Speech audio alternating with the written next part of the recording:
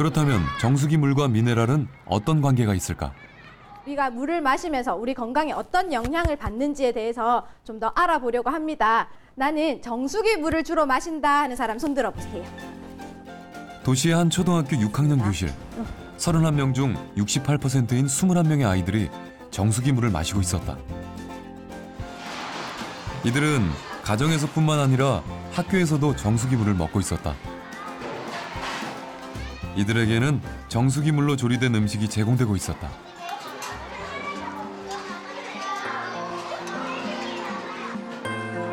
점심 식사를 마친 후 마시는 물도 정수기 물이었다.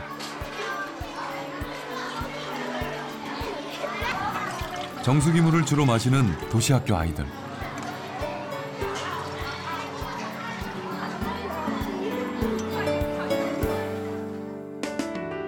이들의 인체 내 미네랄은 어떤 상황일까? 모발 검사를 실시했다.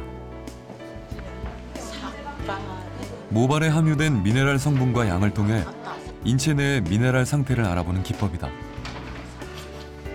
인체 내에 미네랄이 부족하면 체액 속의 미네랄이 빠져나와 머리카락에 축적되는 현상에 착안한 검사 기법이다. 정수기 물을 마시는 10명의 도시학교 어린이들을 대상으로 했다.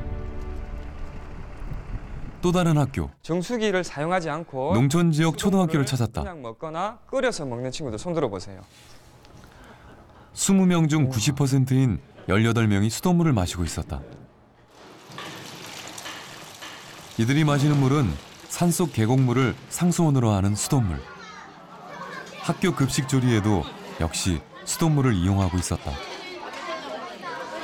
수돗물을 이용해서 만든 음식을 먹고 역시 수돗물을 마시는 농촌 지역 어린이들. 이들의 인체 내 미네랄은 어떤 상태일까?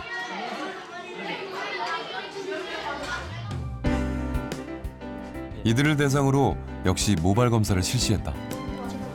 검사 대상자 숫자와 방법은 도시학교 어린이들과 동일한 방식이었다.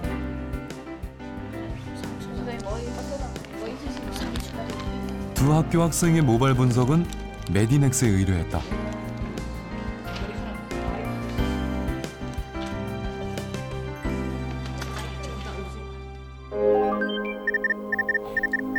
결과는 놀라웠다. 도시 초등학생의 경우 10명 중 6명이 칼슘 부족 현상을 보였다. 반면 농촌 지역 학생들은 1명을 제외한 나머지 9명은 정상치였다. 마그네슘 부족 현상도 확인됐다.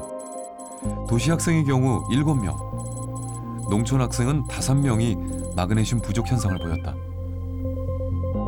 왜 이런 결과가 나왔을까?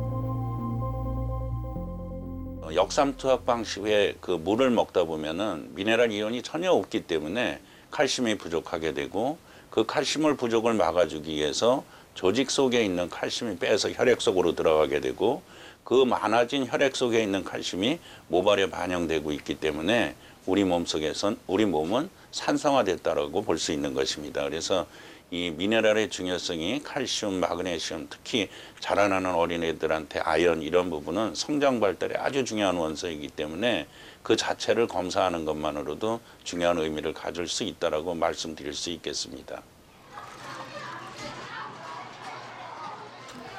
정수기 물을 주로 마시는 도시 학생들의 미네랄 부족 현상. 이들이 마시는 정수기 물 자체에 미네랄이 부족한 것으로 추정됐다.